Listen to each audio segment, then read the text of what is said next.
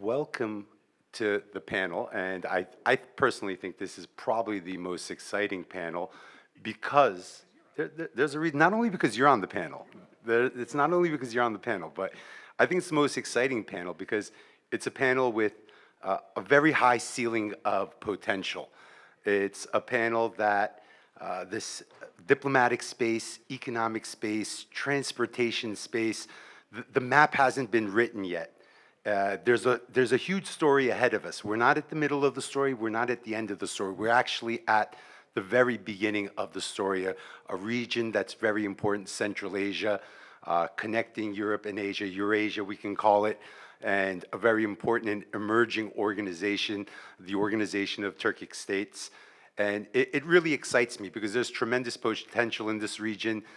Many of the key players throughout the world have now shifted their concentration on this region, whether it's Russia, whether it's China, whether it's the EU, whether it is Türkiye or other regional actors as well.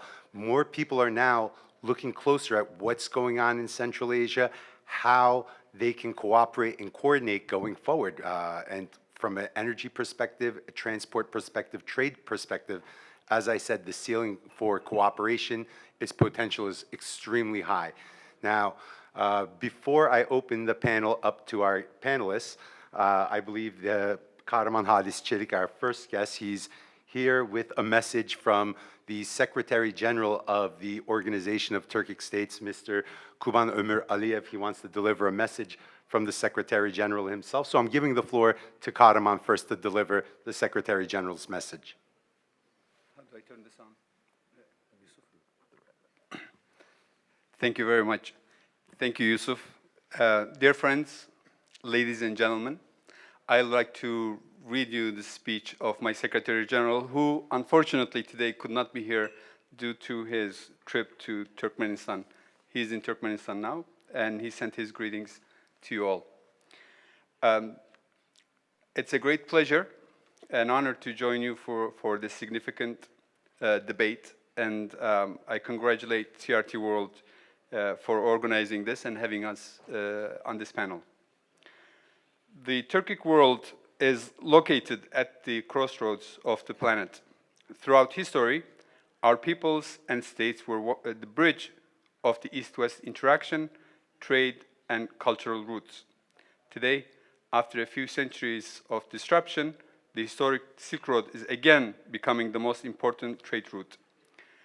Asia is rising. The global order is transforming. The economic balance between the East and the West is also changing. Friends, we are living in challenging times. The international peace and security are at great risk.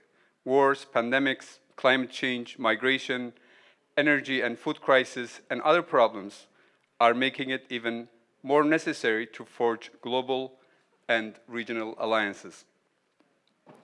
In the face of such large-scale global changes, the Organisation of Turkic States cannot and could not stand idle. We have to act, and we have to adapt, and we have to do it fast. Our states represent a GDP of about $4 trillion, 4.5 million square meters of land, rich human and natural resources, and thanks to its unique geographical position, a united Turkic front is emerging as a new geopolitical reality, which promises to produce tangible political and economic results while contributing to peace, security, and stability in the Eurasian continent and beyond. Our Samarkand summit, which took place on November 11th this year in Samarkand, Uzbekistan, reflected on this reality. During the summit, a joint declaration was adopted and several agreements and documents were concluded, including, and these are some technical names for the documents, I'd like to express them: Combined Freight Transport Agreement, Transport Connectivity Program, Trade Facilitation Strategy, Agreement on the Simplified Customs Corridor, and the Digital Human Resources Systems. As such, the Organization of Turkic States aspires to achieve a deeper level of trade integration while tapping into the region's full economic potential, whose global trade amounts to $700 billion US dollars. Yet, intra-trade remains limited at some $25 billion.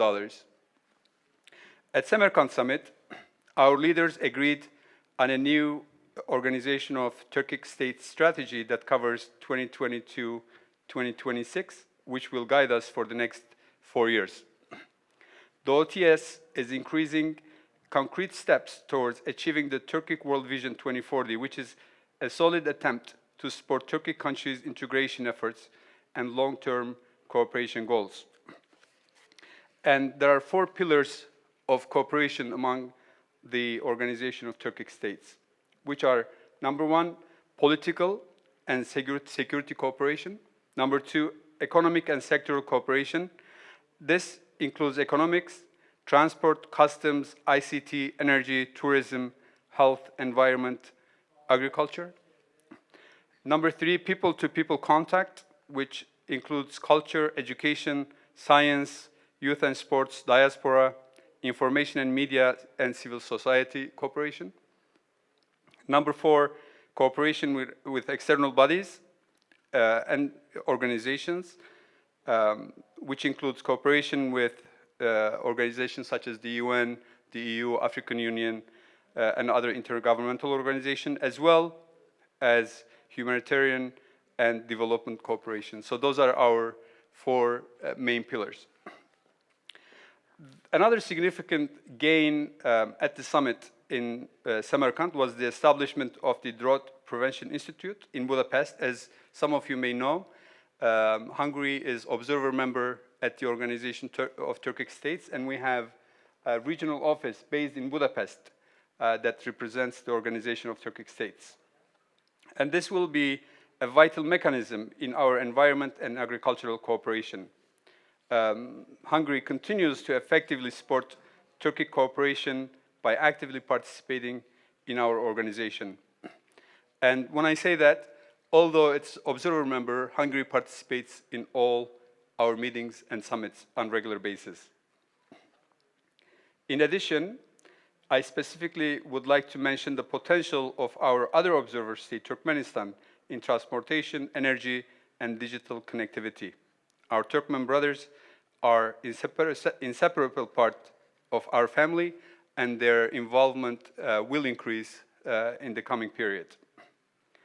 As you know, our leaders granted the Turkish Republic of Northern Cyprus an observer status in the summit, which marked yet another historic moment for the Turkic people. The Turkish Republic of Northern Cyprus is and will remain to be an integral part of Turkic world. As I mentioned a couple of minutes ago, the current geopolitical and geoeconomic contradictions have a negative impact on global economy as well as transport and logistic systems. The Organisation of Turkic States offers a glimpse of hope in these areas.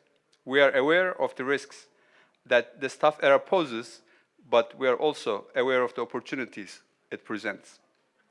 We have achieved a great deal in making the Middle Corridor the preferred transport route, as it is the fastest, safest, and least expensive means of carrying goods between the East and the West. Currently, trains carrying goods from the East, especially from China, can easily reach Europe by land. As an organization, we will continue to build up on the accomplishments we have achieved in the area of transportation. When it comes to transportation, I would like to emphasize on the Zengezur corridor. After Azerbaijan liberated the occupied lands and territories from Armenian occupation, the leaders of Azerbaijan, Armenia, and Russian Federation signed the trilateral agreement, which included opening a corridor between Nakhchivan and mainland Azerbaijan. The Zengezur corridor will help increase trade not only among Turkic states, but also between Europe and Asia. It will further develop the Trans-Caspian International Transport Route, which runs through the territories of Kazakhstan, Azerbaijan, and Türkiye.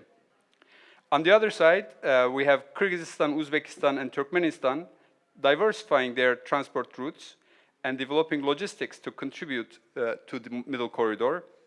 Kyrgyzstan and Uzbekistan have already started practical implementation of the China-Kyrgyzstan-Uzbekistan Railroad project. This project will complement the railways and road connections of the Trans-Caspian transport route, speeding up cargo deliveries to Western countries and vice versa. The latest important step taken in this direction is the launching of Izmir-Tashkent freight train that actually happened only last week. This trip happened thanks to the discussions among our leaders at the Samarkand summit. So the Organization of Turkic States is also working on energy security. In the face of Russia-Ukraine war, the world, especially Europe, is facing unprecedented energy crisis. Turkic states are rich in energy resources, as you know. The Baku-Tbilisi-Ceyhan pipeline is among the most successful energy projects globally. The Southern Gas Corridor is designed as the fourth artery to transport gas to Europe. Kazakhstan and Turkmenistan are planning to export some of their oil and gas through the Baku-Tbilisi-Ceyhan pipeline and the Southern Gas Corridor in the near future. Azerbaijan has already increased its gas and oil exports to Europe recently, as you know. The Organization of Turkic States has convened 2 meetings of energy ministers so far to discuss prospective cooperation opportunities among the members and observer states, as well as creation of effective mechanism for deepening the energy cooperation.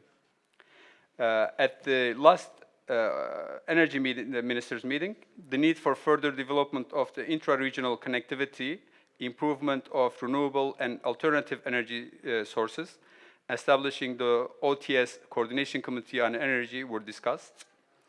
And this was a very important event for us. The Turkic world is a reliable partner, not only in energy sector, but also in achieving regional and international peace and stability. The OTS is increasing its capacity and is starting to reflect certain geostrategic targets, especially after becoming a full-fledged international organization during the historic Istanbul summit in November last year. Our member and observer states are closely consulting each other in foreign policy matters. We witness growing Turkic unity in the international arena, as in multiple examples, such as the support they provided to Azerbaijan during Azerbaijan's restoration of its sovereignty and territorial integrity. Endorsement of the efforts of Kyrgyzstan to find a peaceful solution to the situation at the Kyrgyz-Tajik border. Contribution to the Astana process for the lasting political settlement in Syria, and agreement on coordinated action regarding the security and humanitarian situation in Afghanistan. Friends, the times are changing. So is our organization. We are adding new topics such as youth, technology, green economy, digitalization, and such areas to our cooperation mechanism. For example, to boost cooperation in digital sector, President Tokayev of Kazakhstan proposed to create the Digital Center of the Organization of Turkic States at the Astana Hub International Technopark. This proposed center will develop digital solutions which are necessary for trade, transport, use of water resources, information security, and other important sectors. In addition, as you know, Azerbaijan is building sustainable cities in the liberated areas of Karabakh. In addition to trade and investment and transport, the OTS aims to create favorable conditions to expand cooperation in areas of science, agriculture, education, health, culture, tourism, media, among others. This era is the age of information. This is what our leaders believe as well. We recognize the importance of media, specifically the new media.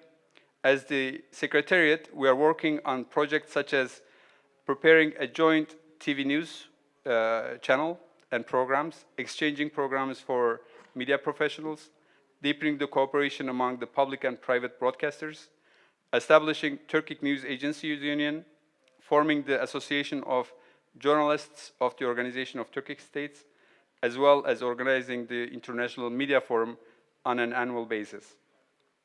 This is vital for informing the wider public about the visibility of the OTS and our Secretariat's activities. As you can imagine, there is much work ahead of us. The significant achievements adopted at the Samarkand Summit are encouraging. At a time of fundamental geopolitical transformations, the integration agenda of Turkic countries is gaining momentum. We will work hard to make the adopted decisions a reality. In this context, we believe that it is important to bring independent researchers and analysts together to broaden our perspectives. We appreciate your insights in advance, and we look forward to hearing your valuable opinions. Thank you very much for your time and attention. Thank you for delivering the message from His Excellency, the Secretary General. And he's newly appointed, so it's going to be very exciting to see what he does during his tenure as Secretary General. I know that Mr. Baghdad Amrayev had done such a good job of bringing the organization from the Turkic Council's era to the Organization of Turkic States, a very important transformation. Now, another growing process ahead of the Organization of Turkic States. Now, I want to open the panel up to our panelists who are all experts in their own right. I'm not going to take time introducing them one by one because I want to get as much time talking to them. I want to begin with Matt. Matt, there has been a lot of paradigm shifts in Central Asia or around the region that are impacting Central Asia. The U.S. withdrawal from Afghanistan, China gaining influence in the region as well, Türkiye entering the region in a more decisive manner with engagement. But one of the main themes of this forum, and you can almost see it mentioned on every panel, is the war in Ukraine. How have all these paradigm shifts in geopolitics impacted Central Asia and what the Organization of Turkic States is trying to do? Yeah, thanks, Yusuf, for having me with you and for that really thoughtful question. I didn't think you were leading to that endpoint, bringing us back to Ukraine, and that's super thoughtful. And I think that Putin's utter failure in Ukraine and the bearing of the reality that the Russian military is so corrupt and inept that it's not really to be feared as it was in Central Asia has opened enormous opportunities for the Organization of Turkic States and even non-Turkic states that are neighbors, like Tajikistan or Afghanistan. I think it's no coincidence that Xi Jinping chose his very first post-COVID trip anywhere outside of China to Kazakhstan. That's a signal. That's a signal, of course, to the Turkic states and Central Asia writ large, but it's a signal to Russia. And you remember just before that trip, President Tokayev of Kazakhstan, when he was in St. Petersburg at the Economic Forum, refused to recognize the autonomy of Luhansk and Donetsk in Donbass. And that infuriated President Putin. After that, we saw several disruptions, at least 3 of the CPC pipeline that carries Kazakhstani crude oil from Kazakhstan to the Russian port of Novorossiysk. Again, that's not a coincidence. And so I think the country, and then I think that the conflict on the weird conflict in the border area between Kyrgyzstan and Tajikistan in summer also was a reflection of, let's say, a lack of appreciation for the forcefulness of the Russian military forces there in Tajikistan. And the same thing goes for the flare-up in fighting, I think, in September of last year in Azerbaijan, well, actually in the Azerbaijan-Armenian border, when Russian peacekeepers were seen as being unable to keep the peace. So the big paradigm shift for me is that the war, or Russia's invasion of Ukraine, has undercut the credibility of Putin and his military as a potentially dominating force. And that has opened up so many opportunities. And I know we'll talk about a lot of things, so I'm going to stop here, but we talked briefly about the middle corridor and transport, as Karaman was describing. There is, of course, we in the United States worked for years to help build up that corridor together with Azerbaijan, with Türkiye, with Georgia, via the Baku-Tbilisi-Ceyhan oil pipeline, the Baku-Supsa pipeline, the CPC pipeline I just talked about. Baku-Tbilisi-Ceyhan, and the South Caucasus gas pipeline, those 5 pipelines. The East-West corridor we were looking at did not exclude Russia, right? I mean, because there were 2 Russian pipelines that were part of the whole mix, CPC and Baku-Novorossiysk. But we wanted to help the countries that are largely Turkic states maintain and secure their own independence, their economic independence and their sovereignty. And so while I'm as true a believer as there could ever be in that East-West corridor or the middle corridor, it's bottlenecked.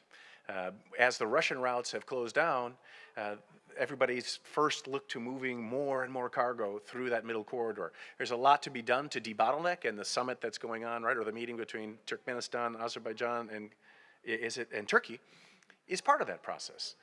But there are also, my last point is north-south routes that can play a key role in bringing to global markets the commodities that are so important for food security and for fighting global inflation, like grain and fertilizers.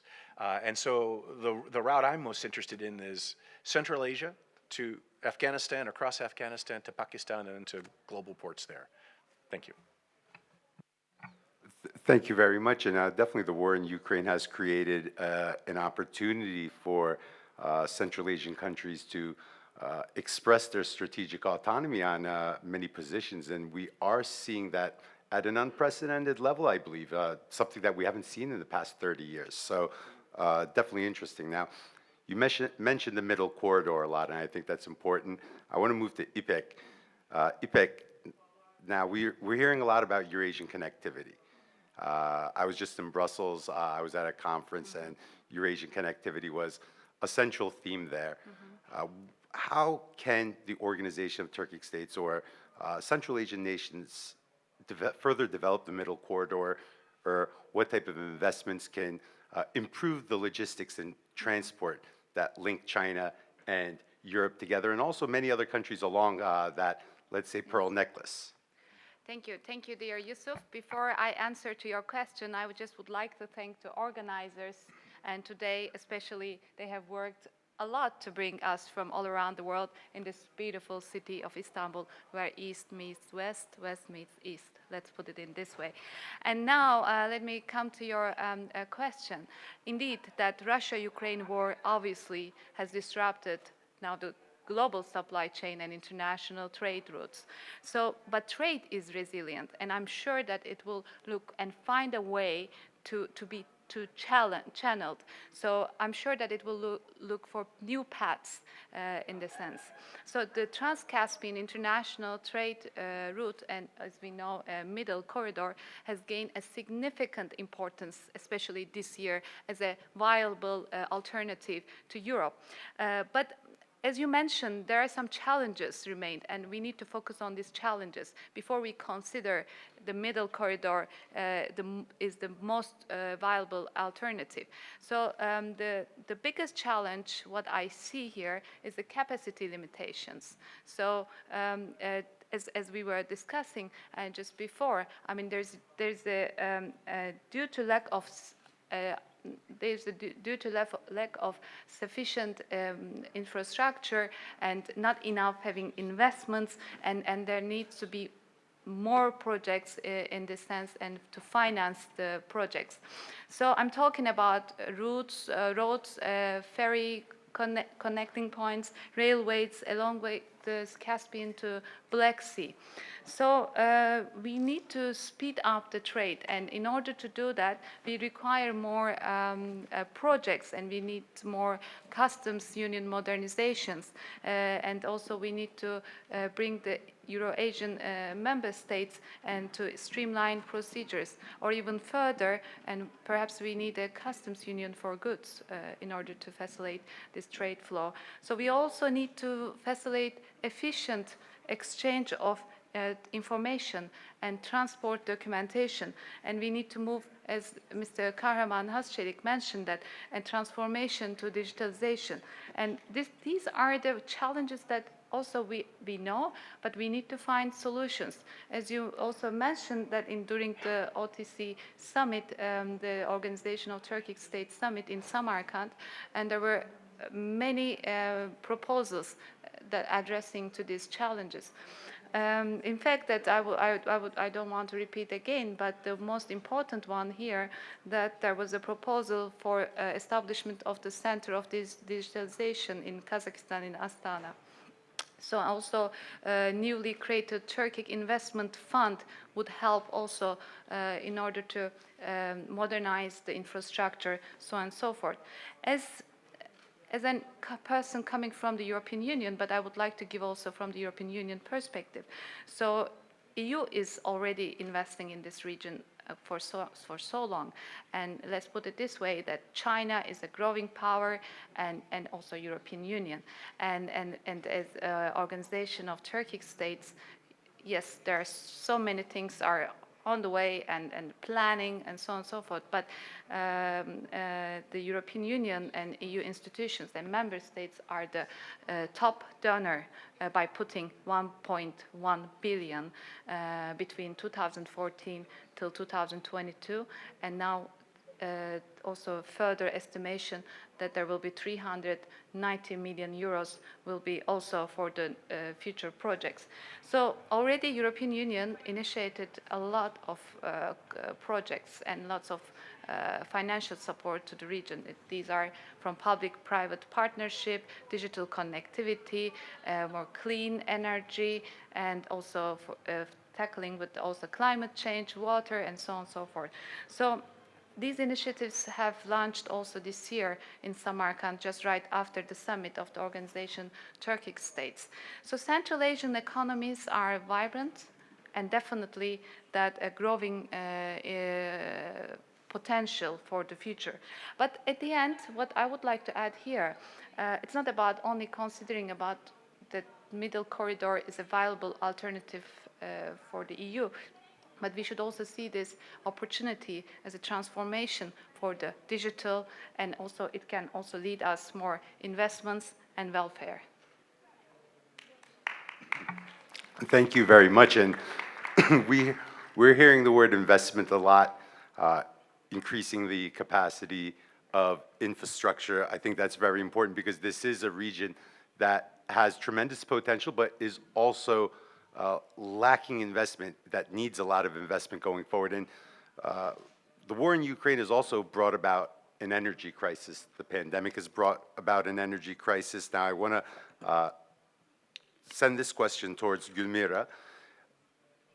Energy-wise, now Central Asia is very resource-rich. Azerbaijan, a huge producer of natural gas. Kazakhstan also. Uzbekistan, Turkmenistan, the number fourth country when it comes to reserves. But that's reserves. So we can see that there needs to be the potential to turn those reserves into active supply for the region. And countries, especially countries in Europe, as they're looking to diversify their energy portfolio, Central Asia is becoming more and more attractive. So what type of investments are needed to turn that potential into a reality? Yeah, thank you very much, Mr. Erim, for a very interesting question, because the issue is indeed very pressing, especially now when we have all this crisis. And we don't have crisis only in, in this region. Actually, it seems that when it comes to energy, the crisis is all over the world now, given these extremely high prices, shortage of supply, and actual challenges with investment in conventional energy projects. And you raised this question, which is indeed very, very pressing. So the region is indeed very rich with energy resources, especially those Caspian Sea countries, Turkmenistan, which, as you correctly mentioned, with 19 trillion cubic meter of gas reserves, is the fourth largest, world's largest gas resources country. Turkmenistan, Uzbekistan also are rich with gas resources, but because the consumption in those two countries are growing very fast, they are actually facing some challenges of exporting gas. And currently the problem is that even that the concern is that they can't even fulfill their contractual obligations with China. So I think Uzbekistan has the potential to increase its gas production at the expense of their, discovered resources, but it's less so with Kazakhstan. Unfortunately, Kazakhstan doesn't have such resources to increase its gas production. So here,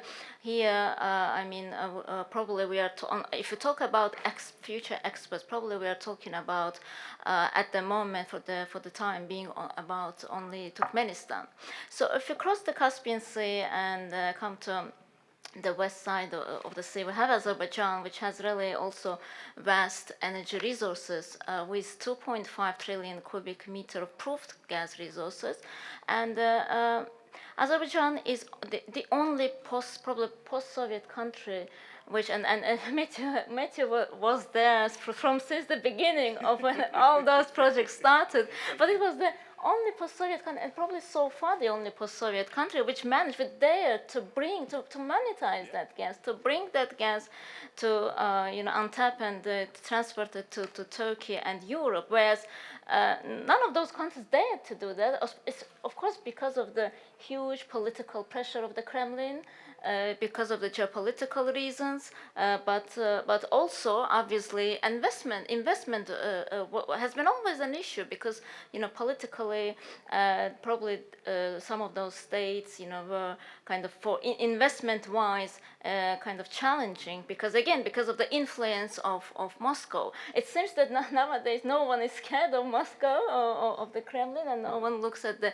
Kremlin's reaction at the moment. So as you said, and Mr. Kahraman also said, that it's a momentum for the region, and probably we never had this moment before, to monetize that resources and bring them to Turkey, where this gas is very much needed, and to Europe, where it's even needed more given this crisis. Investment is also challenging because the European Union, international banks, international financial institutions are changing their policy of investing in conventional resources. They, because of the energy transition, they are less willing to do so. But crisis obviously changed many things.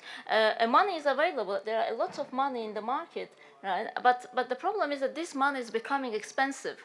So the conditions of getting this money is getting harder and harder. So the money is expensive now, but I think given the current situation with the market, and probably if we have some time, we can discuss the situation in the Turkish market and in the European market maybe later. But given the current situation is the market, I think in order to get that investment and monetize these resources, I think we, especially Azerbaijan, would need probably 3-4 years to get the investments and bring these resources to the market. The gas is there. There are a number of discovered fields already. They are just there waiting for an investment and for international partners to be developed and to start be exporting to those huge markets. And also infrastructure, obviously you need to expand the infrastructure capacity in order to double this export amount. Again, for that investment is needed, and also Turkey here plays a very important role because if before Turkey was a transit country, so today it's not only a transit country, it wants to play a role of kind of a decision maker in terms of, turning the country into the hub. So we don't know what's going to be the future conditions of exporting this gas from Azerbaijan and Central Asia to Europe, whether Turkey would want to, buy and resell this gas, creating a hub in this country, or whether Turkey will take all the available gas because it has the right to do so. So we don't know that yet, but I think Turkey here will play a crucial role in exporting this gas to Europe. So, and it definitely will not be limited to only a role of the transit country. I stop here. Thank you for your comments. The BTC project was definitely a landmark project, being able to provide Azerbaijan with an outlet to bring its gas to market. And I definitely think it was something that created that economic independence that helped it develop its strategic autonomy. when compared to the other countries going forward. And I think that's one of the reasons why we're now seeing more and more Central Asian nations wanting to get locked in to the corridors that are going west towards Europe and trying to create more channels and diversify their sales portfolio. Now, I want to move to Temur. In the opening keynote of the Secretary General, which was delivered by Karaman, he said the organization is changing. Times are changing. And last year at the Istanbul summit, when the name was changed from the Turkic Council to the Organization of Turkic States, we saw a vision change, a change in ambition, something beyond just talking about a common culture, a common language. Now we're seeing more of a move forward towards cooperating in transportation, trying to boost trade, energy cooperation, visa-free travel. Now this sounds a lot like almost the foundations of a European Union. Do you foresee the Organization of Turkic States becoming a union? Because a lot of this stuff is very similar into the 2040 vision document. Do you foresee this group becoming like a European Union, especially the core geographic area inside Central Asia? Should it become a union? Thank you very much, first of all, for having me and for the great question. I think that to answer your question, we should go back a little bit to some obvious facts about Central Asia and what this region really is. First of all, I mean, there are two basic things that we should understand about the region to put it on the geopolitical map. First of all, it's a landlocked territory. It means that unlike many other countries, it doesn't have a privilege to have access to many other parts of the world, and it's very difficult for the countries in the region to create bonds, ties with other parts of the world. It means that for Central Asia in its foreign policy, the key to success is diversification of their foreign policies. And unfortunately, because of the history of the region, we know that diversification for Central Asia was always a big problem. For more than a century, the region wasn't independent. It was a part of Russian Empire, then the Soviet Union, and it's only been a little bit more than 30 years since these five countries are existing independently as they are doing today. And the heritage of the Soviet past is still there. All five Central Asian countries depend a lot on Russia, and this is the reality. But at the same time, here we were talking a lot about opportunities that are happening right now. Of course, these opportunities became the reality because of the catastrophe that is going on right now in Ukraine. And we still should understand that for Central Asia right now it's very difficult times. There is an economic crisis, the prices are high everywhere, and a lot of Russians are coming to the region, escaping from the possible participation in the war. So the region is going through challenging times. But at the same time, every single crisis that Russia has with the world opens up the window for Central Asia to diversification. And right now, there is a momentum for the Organization of Turkic States and Central Asia because they have overlapping interests. Türkiye wants to be actively present in Central Asia, and the main factor here is that the interest of Ankara in Central Asia isn't based on the pressure, isn't based on the historical dominance in the region, isn't based on some economic instruments that it can use against Central Asian countries. It seems that the Organization of Turkic States is fair and equal for all Central Asian countries, and Central Asian countries love it because everything that exists today, most of the things that exist today in Central Asia, if we talk about the organizations that exist there, for example, Eurasian Economic Union, the Collective Security Treaty Organization, both led by Russia, were not equal and are not equal. And everyone knows that Russia has a bigger say in those organizations than other Central Asian countries. If we talk about the BRI, it's also obvious for everyone who is the, big guy in this organization, in this initiative.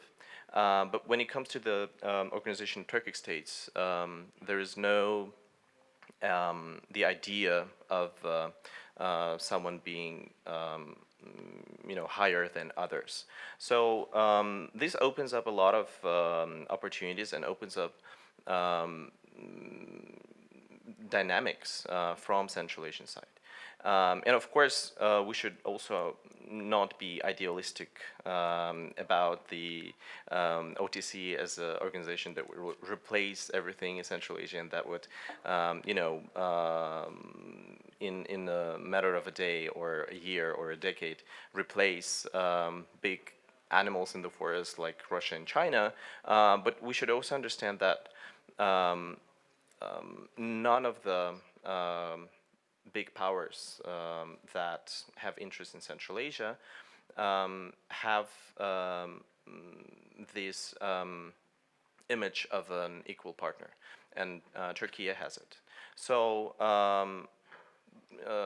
I didn't answer your question, but I think that this idea behind the OTC is very important and shouldn't be underestimated. I think you did answer my question, though. You didn't answer, but you kind of did. At least you gave us the material for us to better form an opinion. Now, Kahraman, are you free to field questions? Okay. Well, Timur talked about a symmetric relationship amongst the members of the Organization of Turkic States. Now, back in the 90s, early 90s, 91, 92, 93, when after the Soviet Union broke up, there was this expectation that Türkiye would rally Central Asia together. But that initiative at least never met the expectation inside Türkiye or United States expectations of other regional actors as well. What did Türkiye do different this time in its approach towards Central Asia, where it was more successful versus the initial initiative back in the early 90s? Thank you, Yusuf. I think this is a very important question.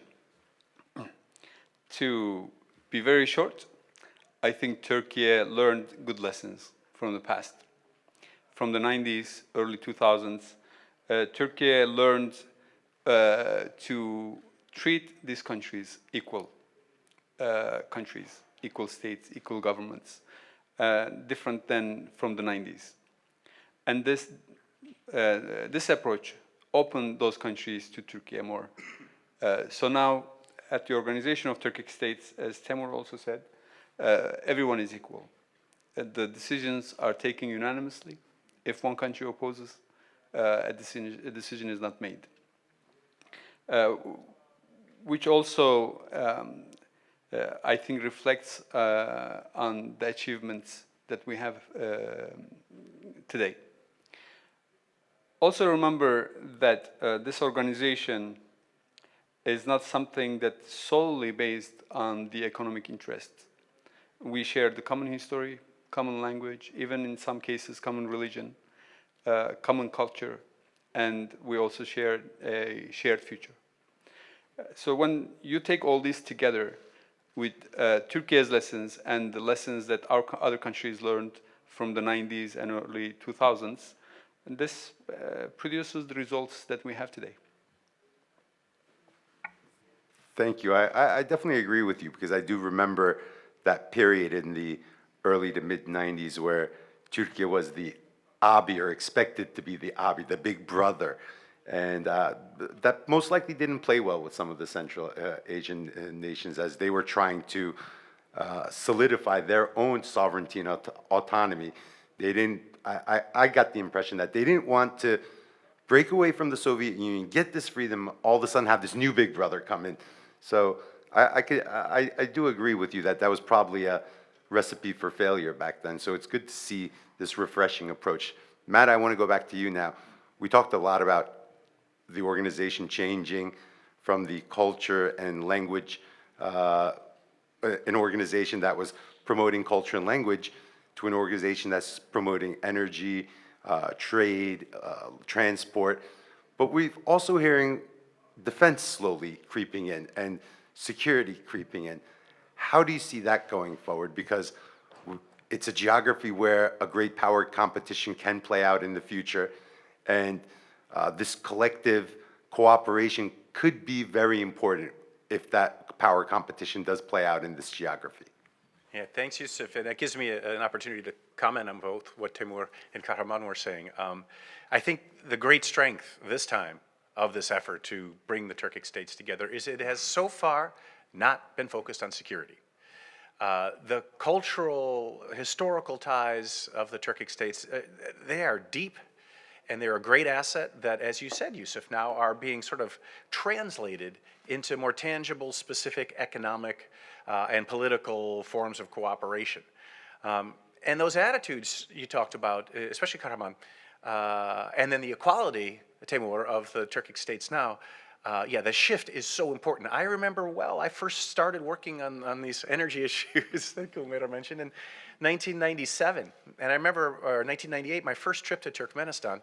At the time, the U.S. and it was Turkey then, but Türkiye, we had a really unified team of diplomats trying to help companies and countries develop the network of pipelines that became the Southern Corridor and the Baku-Tbilisi-Ceyhan. And we really wanted to get a Trans-Caspian natural gas pipeline. And I just remember being disappointed, not by the senior members on our team on the Turkish side, but more junior ones, how disappointed I was by their attitudes. It was definitely that we're Big Brother, we're Prometheus, we're bringing civilization to you. Yes, we're going to fill the strategic vacuum that the Soviet Union left because it's going to make Turkey great again. And the attitudes toward even some of the Turkmenistani counterparts was kind of humiliating. I mean, I remember one dinner, none of this is classified, but I've wanted to air this for a long time, where some, young Turkish diplomats were excited to be in this important discussion over dinner on the strategy for their future.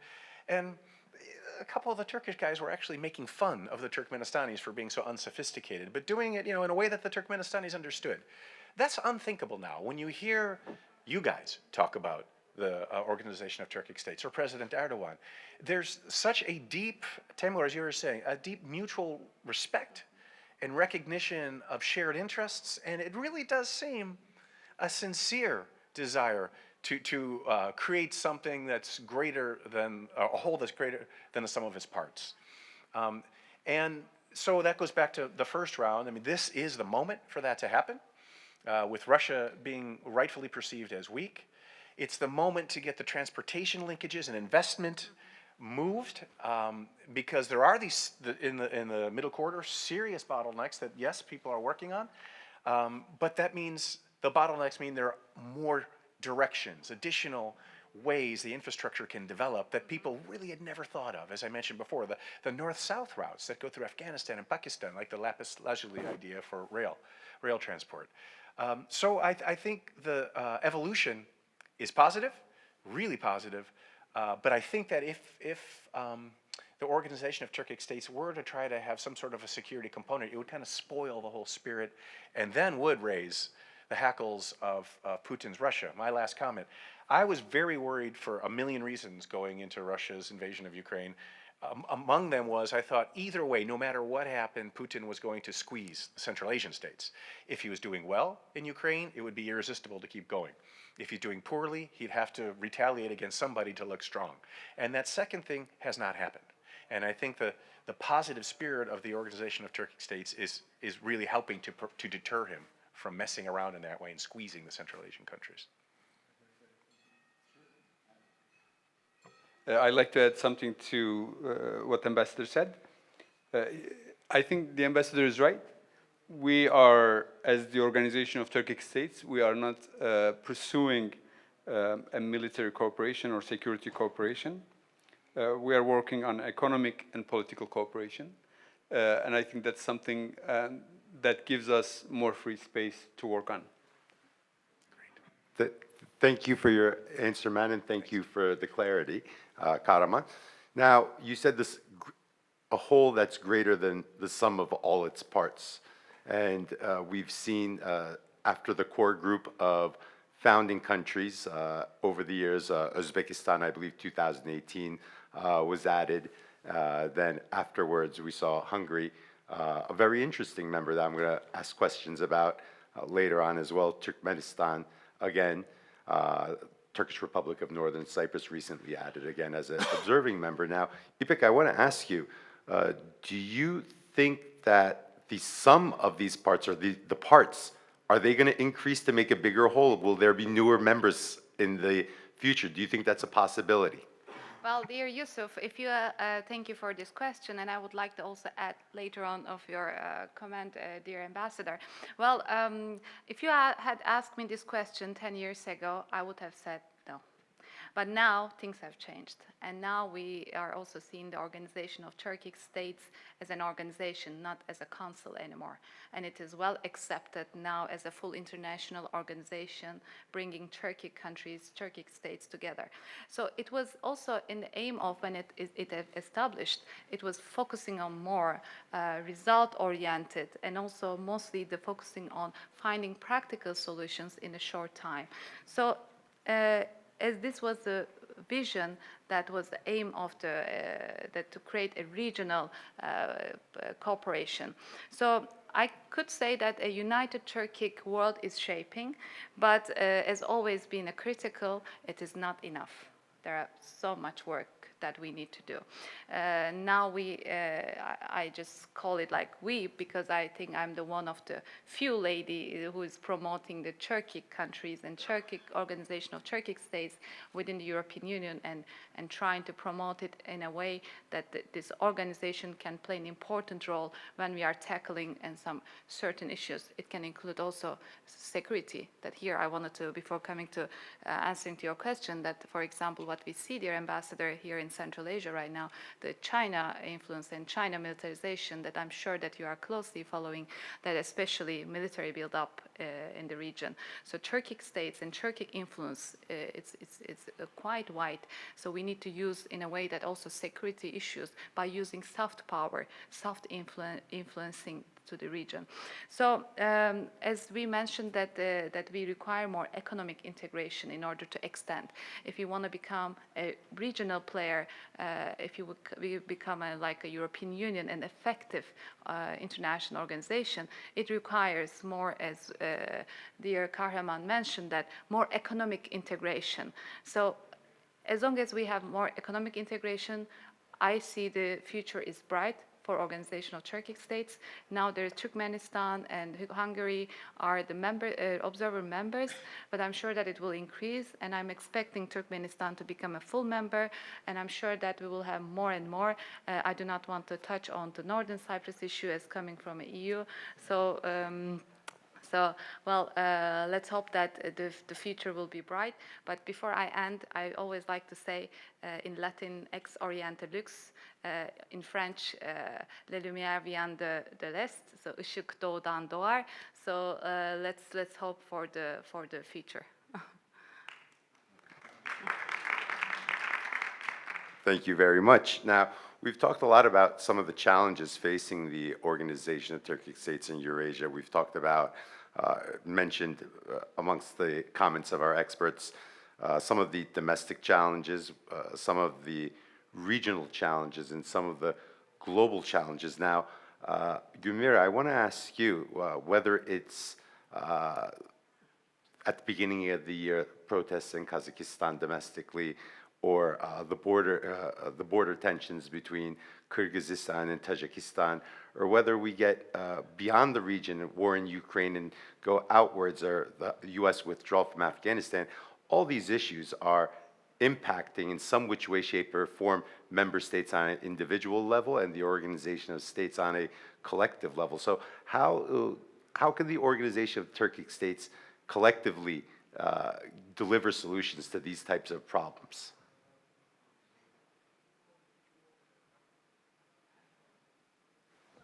Here, the issue for unity is very important to collectively tackle these very serious challenges that these member states are facing, has been facing actually since probably since the independence, and again I want to come back to an energy issues as one of the reasons from my point of view why they've been facing these challenges, because there've been always some political pressure on these countries, and which caused the internal instabilities in Central Asian countries, recently in Kazakhstan and other countries. But again, the most important things is obviously bringing some financial resources to the country, and that actually the financial means can resolve many things, because it's mainly the key to solve economic issues in the country. And if you have economic problems, obviously you always have social problems as well that can to some extent lead to this kind of problems. So and most of these countries are probably for some of them the only means to bring financial resources and stabilize their economy is exporting energy, oil and gas. That's the case for Turkmenistan, for Azerbaijan, still now was the case for Kazakhstan and Uzbekistan as well, for Kazakhstan more for oil. So another challenge is that now and in the future these countries may face, including Azerbaijan, is the uncertainties in the market. Today the market, let's say in Europe, is not the same as first time Azerbaijan started exporting gas, this 10 BCM, or signing the long-term contracts with the potential buyers in Europe in 2013. So today, or by 2027, that Azerbaijan is planning to export more gas to Europe, the market will be completely different. So it won't be the same, because first of all, the European Union, the changes that the Union is doing at the moment is unprecedented, and from my point of view, is completely illogical, because this price cap, the price ceiling, and controlling the market with kind of creating a common market and common purchase scheme does not answer any current free market objectives, and that may create a lot of challenges for countries like Azerbaijan and in the future Turkmenistan, if we succeed to bring some Turkmen gas to Europe. This price cap will bring another layer of uncertainty to already highly challenging trading market in Europe.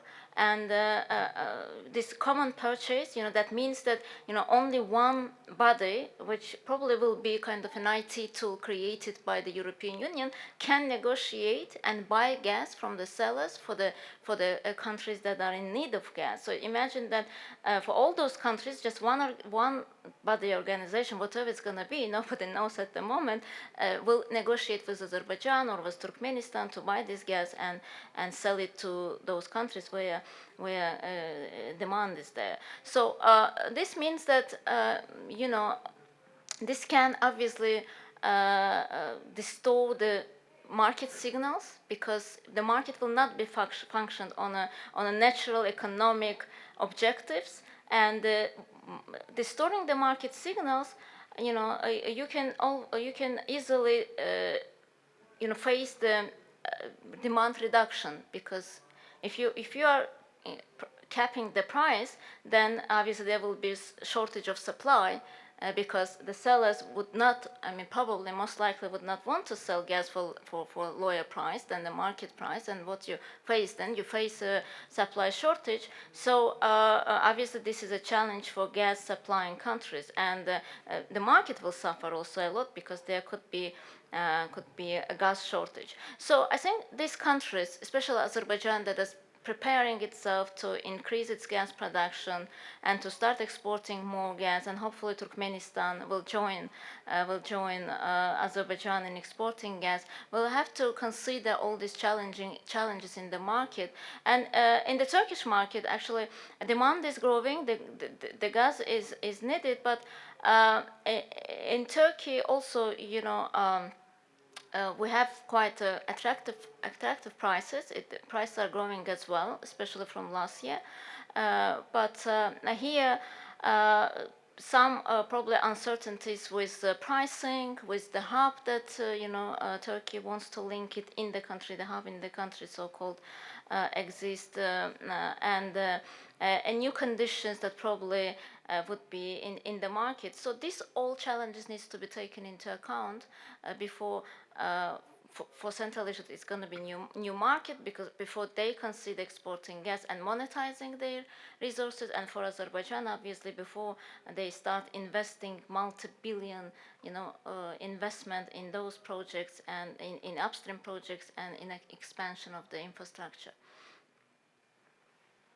Thank you, Gülmira.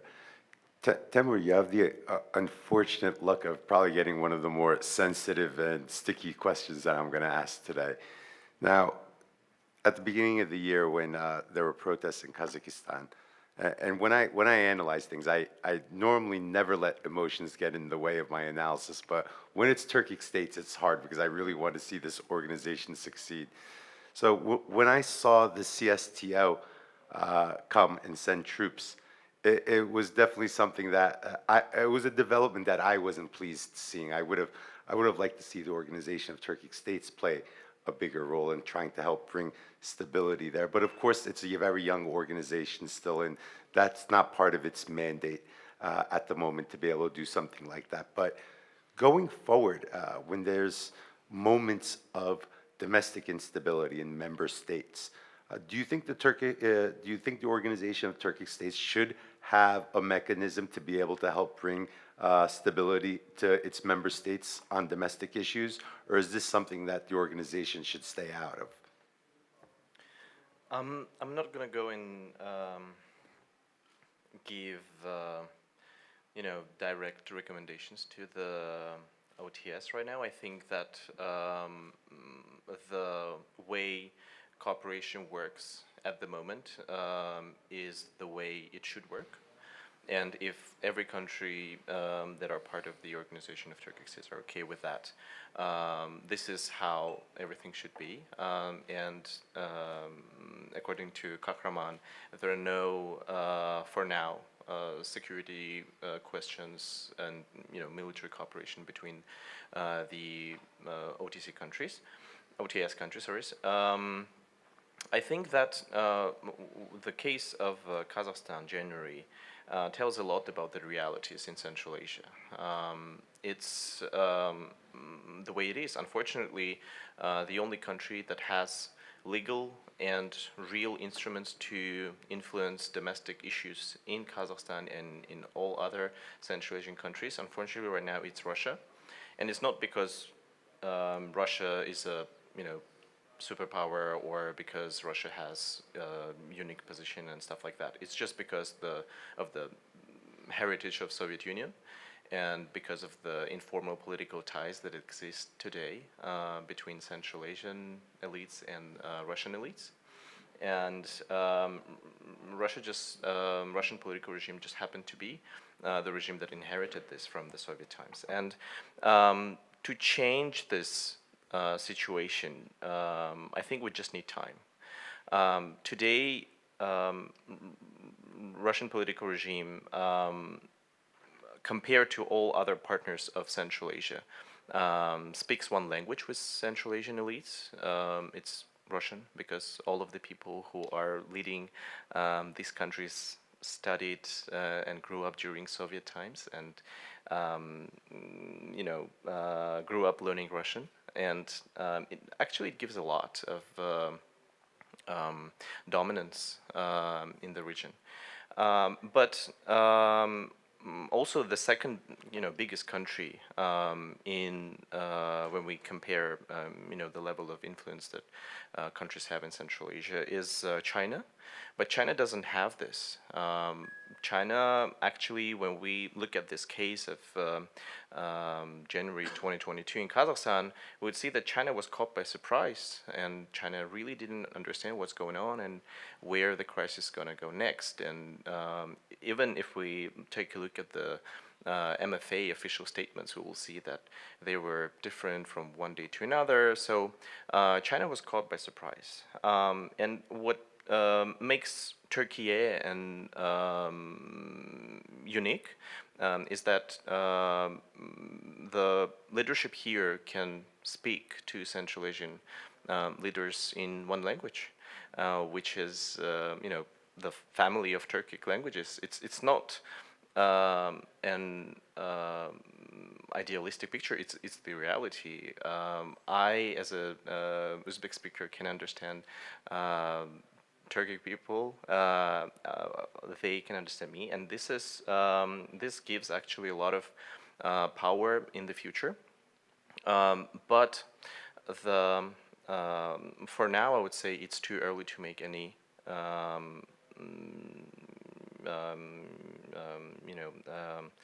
statements about Turkey playing a bigger role in Central Asia, because of the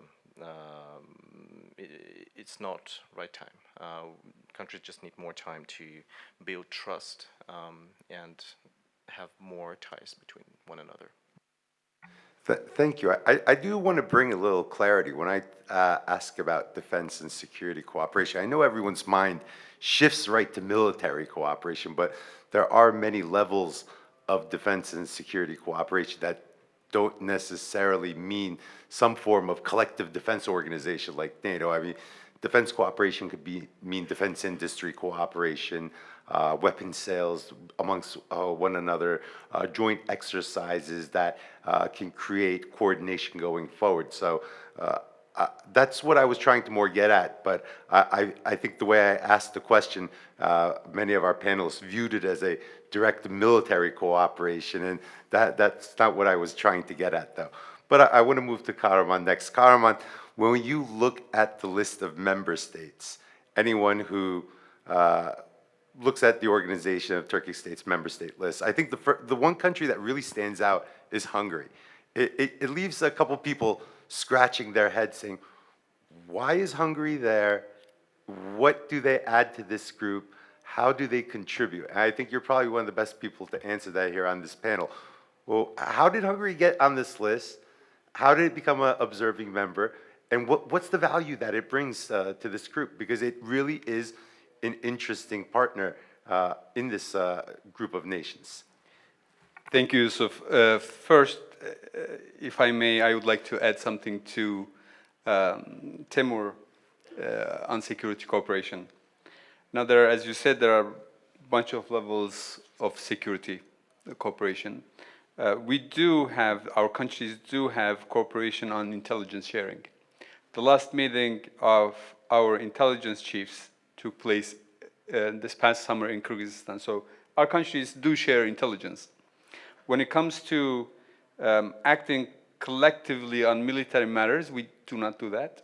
But our countries individually do it. For example, Türkiye and Azerbaijan have joint military exercises. Uzbekistan and Kazakhstan have military cooperation. Kazakhstan and Kyrgyzstan have military cooperation. So there are, between specific member states, there is cooperation on military level, but we do not do that collectively. And we believe that that's better for us for now, because we can focus on our core issues of economy and political unity. That was my note on what Temur said. So Hungary we do receive that question often. Hungary became observer member in 2018 in Cholpanata in Kyrgyzstan. And Prime Minister Orban had a powerful speech there. He gave a powerful speech in Cholpanata saying that they were also Turkic. They felt they belonged to Turkic family. And our leaders took this gracefully. They were very happy, and Hungary became observer member in Cholpanata of the Organization of Turkic States. What does Hungary bring into this unity? So a bunch of things. One of the things is that we actually belong to the same linguistic family with Hungary, and they come from the Huns. We also come from the Huns. Well, it might be a little long in the past, but we still come from the same root. And this is not an opinion of ordinary citizen, it's a scientifically proved fact. So we are related with Hungary. Our language is in the same family group. We feel that Hungary is Turkic, and we act on that. Hungary brings a different perspective into the organization. One, it's very European, is Western. And it is something that doesn't exist in our member states. Hungary also opened a European office in Budapest, Turkic States European office. In that office, we have diplomats from all the countries. Their job is to strengthen the relations between Europe, and specifically the EU, and the organization. We also, I mean, what do we give to Hungary? I think since Hungary became observer member, Hungary's trade with Turkic states increased threefold or more. Hungary opened embassy in all our countries, and all our countries opened embassy in Hungary.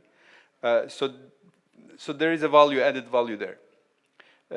It's a win-win situation where trade increases, political cooperation increases, security cooperation increases. So Hungary is a valuable partner, a valuable observer at the organization. Thank you very much. And anytime I run into Hungarian diplomats or officials, whether inside Turkey or when I'm overseas, I ran into a couple of them in Prague at the European Political Community Summit.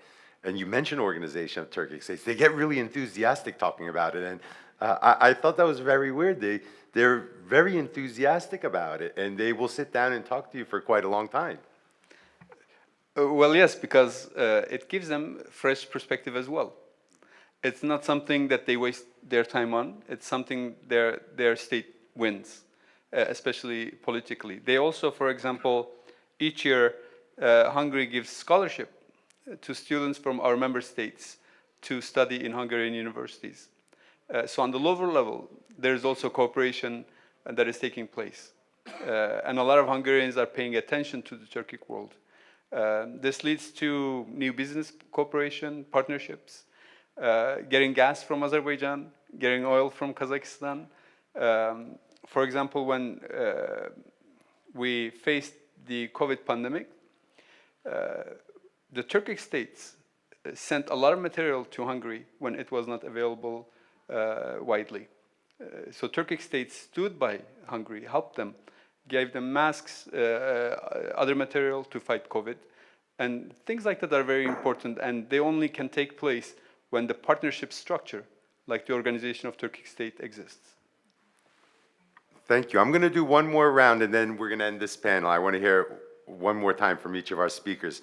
Now, Matt, we talked a little about power competition, great power competition. China, again, entering this area with its influence, with its economic investments, Belt and Road, other type of manufacturing investments and interests in many member states inside the Organization of Turkic States have strong bilateral relations. Russia, of course, a huge, big history with the region. The United States, a player that is very recently engaged with many of these countries, had a longer relationship with Azerbaijan. Other countries, newer relationship. Now, how will great power competition impact the Organization of Turkic States, impact each one of these member states individually? Who will be more affected by the power competition, who will be less affected by it, and what the Organization of Turkic States can do? And if you want to talk from a U.S. perspective, if you want to change the question and say, what can the U.S. do? I'd like to hear that as well. Sure, maybe I'll do a combination of those. So, a historical response to the question. Immediately after September 11th, I was working at the White House at the time and covering Central Asia and South Caucasus, Turkey, Greece, and Cyprus. You can imagine how much the focus shifted, and suddenly Central Asia was really in the spotlight, and Azerbaijan, because Haydar Aliyev contacted our ambassador on September 12th, 2001, and said, anything you need in terms of transport, air, land, sea, we're with you till the end. And so there was suddenly a real focus on Central Asia in a strategic way. And by definition, though, the way we were looking at Central Asia was, well, through the context of the OSCE and as a member of the transatlantic community extended via Europe. And we soon, and my big boss realized, maybe that's not smart strategically or even respectful toward the traditions of Central Asia. At that time, I remember it was Condoleezza Rice who said, let's treat Central Asia like Asian, rather than necessarily like European. And I see now, though, that wasn't really the right approach either. Let's treat Central Asia like Asian, make Central Asian or unique, but with these special cultural, historical ties to the rest of the Turkic world. I mean, Tajikistan we have to deal with in a different way because it's not Turkic, but it's part of the neighborhood. And so that then led to a complete reorganization of how U.S. foreign policy was operating. Whereas the 5 states of the former Soviet republics of Central Asia had been part of the European structure, both European affairs at the State Department and the Pentagon, we decided to change that and group the Central Asian states with South Asia.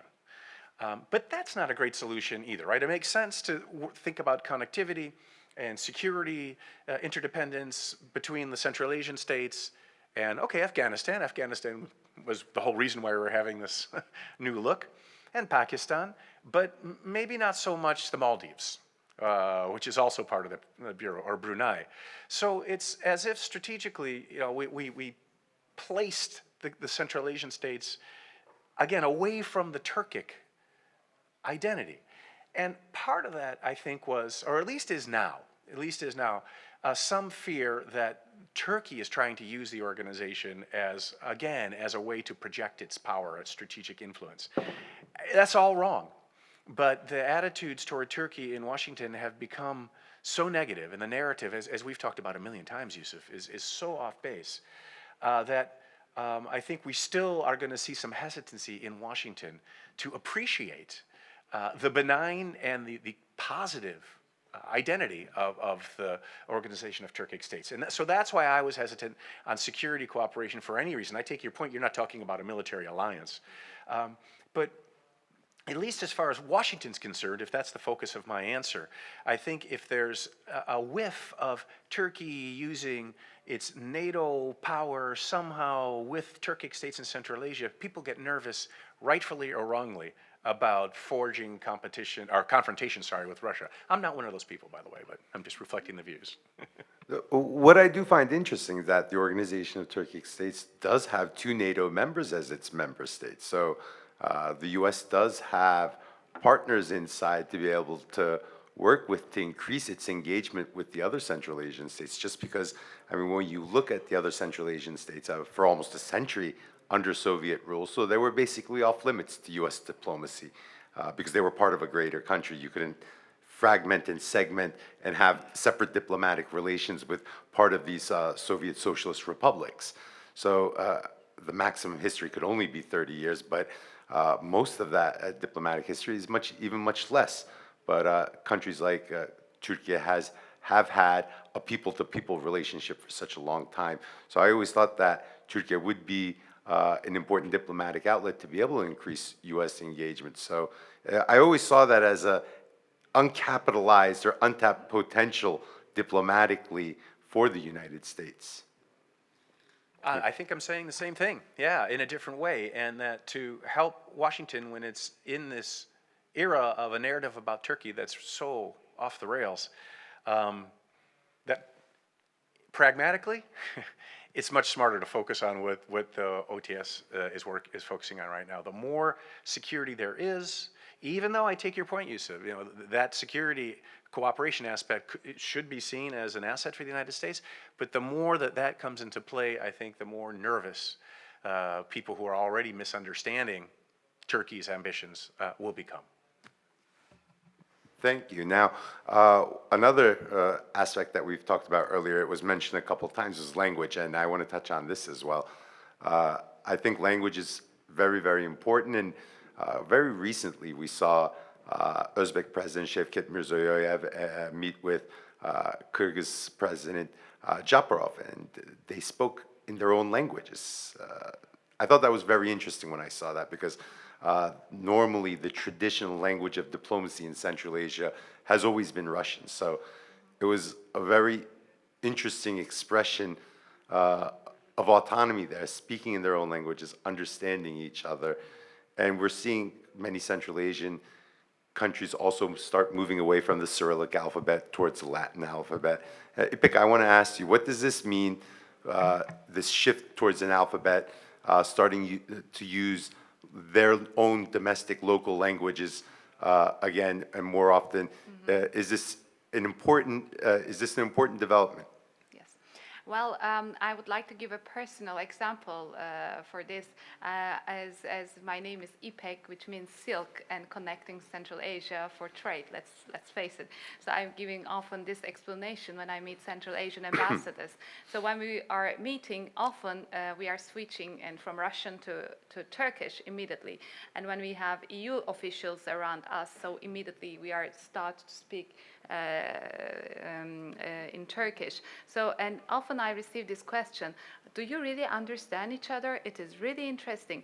And then after that, there's a new communication channels have been developed within the European Union. We should use more Turkish origins and Turkish staff to use and deal with Central Asia, because they will understand each other. They will have a common view, and they will also in a way develop our policies and explain to our partners better. And that's why I think this is a very positive step, what I see for myself from my own experience, and I hope that I'm not mistaken, but as far as I know, by 2025, 5 out of 6 Turkic speaking countries will be switching into Latin alphabet. Some, of course, in this sense, argued that this is in a way that cooling from the Soviet past towards the West, and it can be a political decision, but some also explains that this is just the only matter of connecting the world, and simply that we want to create our cultural identity. So it is a bit a question that we don't know which country is taking decision for what reason, but the reality obviously here is each country has their own unique decision according to their interests. So I give you an example in Kazakhstan, for instance, in the past that the alphabet was switched from the Cyrillic to Latin, and then switched back to the Latin Cyrillic again, and 5 years later into Latin. So back then the president explained that and stated highly and saying this was just a matter of connecting the world. This is not politicized decision. Definitely this is just a matter of the connecting the global science. So Azerbaijan, Uzbekistan, and also Turkmenistan have also shifted to Latin. Azerbaijan was the first country who used Latin alphabet right after the Soviet collapse, but then Azerbaijan mostly explained this in a way of integration to West and the European Union. But also I see that this is another example that what we see today in Georgia, that Georgia is still connected to the world, and it's highly on the agenda, but using its own alphabet. So it is all questionable. But what we need definitely that it will help to connect to world. It will help connect to the West, and also it eliminates the challenges that we face due to alphabetic reasons.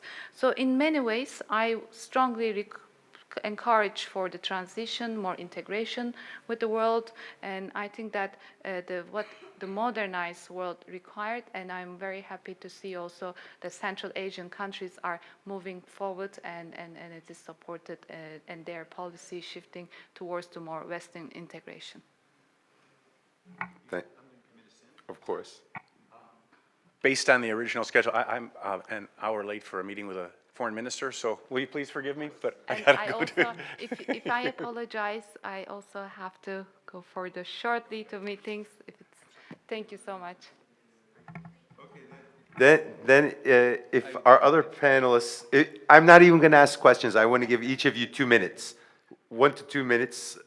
Say your piece, whatever the three of you would like to say. I would like to, each of you have 2-minute open mic, and then we'll close out the panel.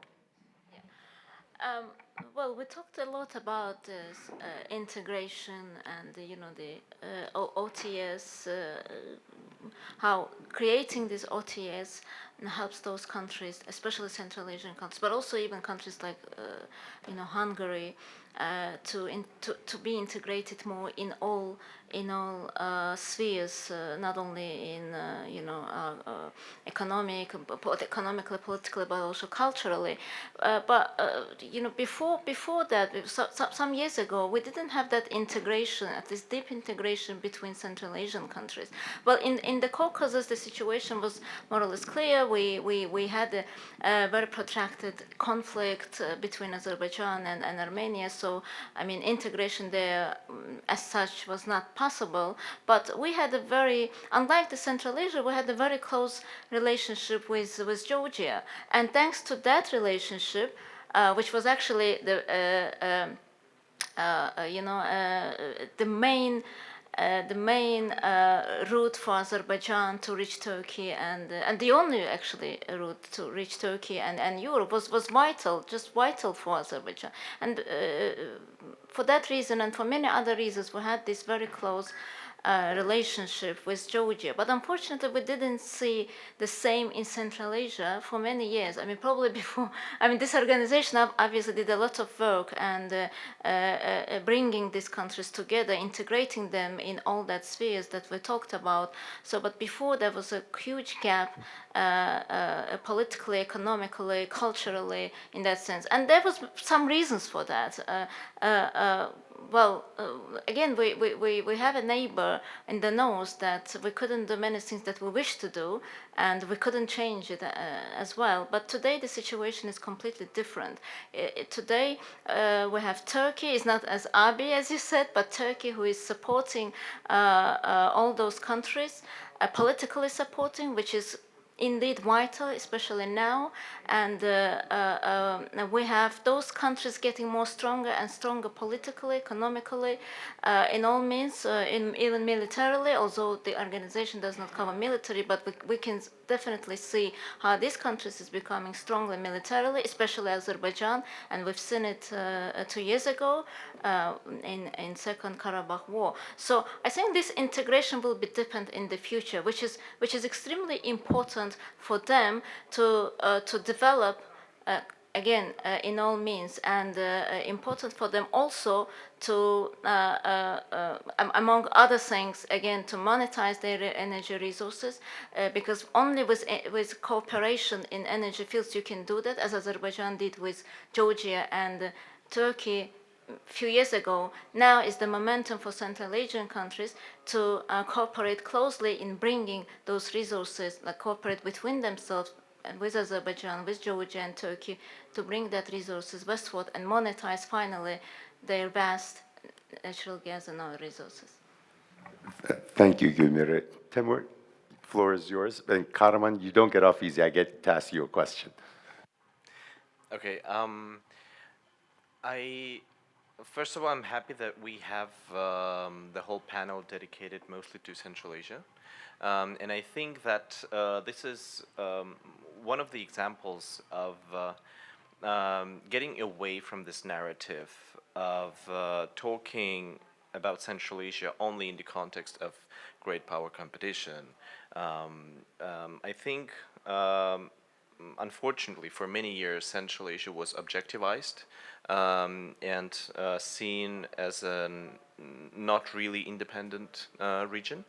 But now I'm sure to say that Central Asia has never been so self-sufficient, so independent as it is today.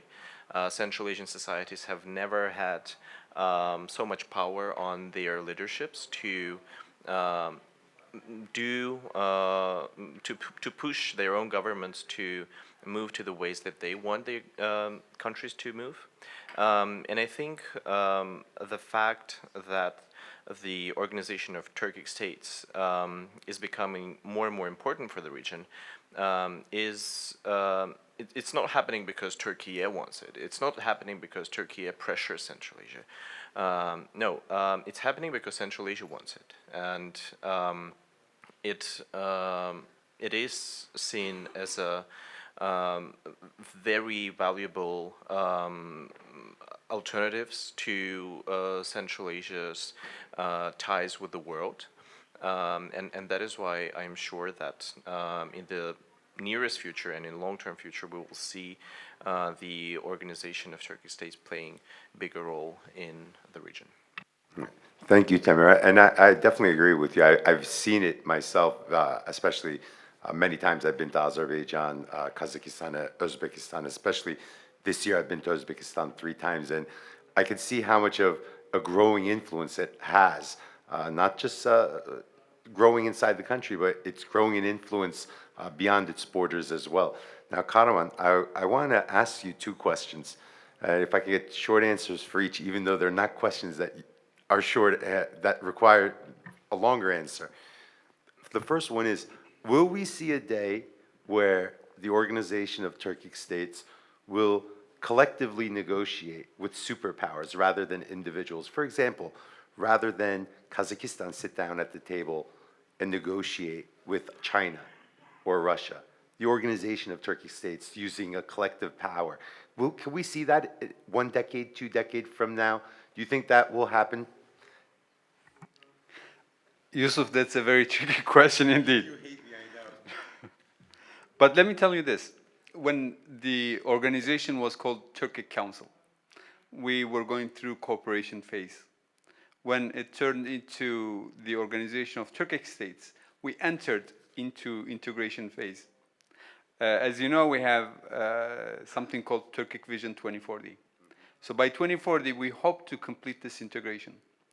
And when this integration is complete, I don't want to say exactly what you said, but we hope to achieve political unity and free trade, free travel among our member states. At the time, if that is required from the organization, when the time comes, why not? And the second question, I want to talk about growth, membership growth, whether a full member, whether an observing member, or using other instruments like preferred partnerships going forward, like NATO uses, like the EU utilizes with countries on its periphery. Do you foresee the Organization of Turkic States growing, whether it be as a full member or observing member or preferred partners using that? And is preferred partnership going to be an instrument that they're going to use in the future? Thank you for bringing this up, Yusuf. So our full members have to be recognized and be part of the United Nations. That said, we have 1 member that is missing that could become full member, and we hope to have Turkmenistan as full member in the near future, at least next year or the year after. And this is inevitable. In the end, they will become full member tomorrow or the day after. So we hope to see that sooner than later. That is full membership. And Turkmenistan is the remaining country that could become full member. As the observer members, other observer members, Hungary cannot become a full member because it is already a member of European Union, and Turkish Republic of Northern Cyprus cannot become full member because it's not recognized by the United Nations. Our observer members and our partnership members were defined by the declaration in Samarkand. We are still working on it.